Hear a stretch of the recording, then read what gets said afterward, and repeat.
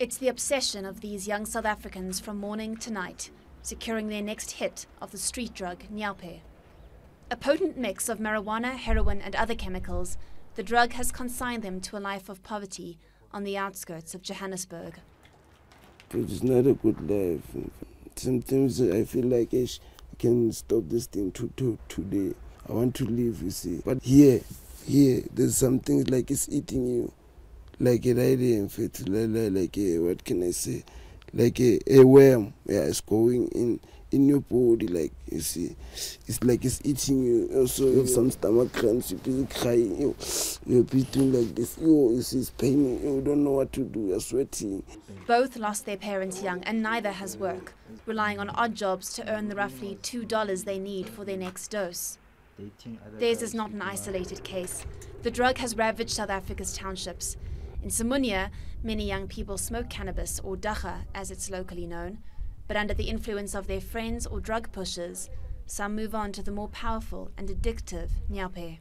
5 years back, the volume was a little bit, manageable, because we were focusing on the dagga, and dagga, it was so easy to come out. Now the volume now comes up, because now the taste now is it's on another stage. Young nyaope addicts become dropouts, and the knock-on effects for their families and communities are dramatic. This grandmother had to call the police when her grandson's addiction spiraled beyond her control, securing a protection order against him.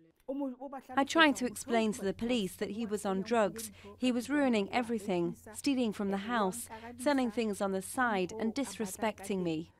More than 1 in 3 young South Africans is unemployed, and a third of those between the ages of 15 and 19 come from homes where nobody has work.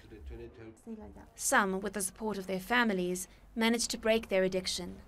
The rest graduate to pure heroin. I wish to stop and never work for my children. You see, the reason being doing this is that I stress too much, because I have 2 sons now. I don't work, and the other one is going to school. And he could talk, Daddy, why you don't stop this? Daddy, why you don't? So it pains inside. So for me to forget all those things, I do this.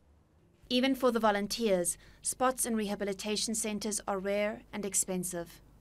And without work waiting for them at the end of their treatment, it doesn't take long for the temptation of another hit to worm its way into the idleness of unemployment.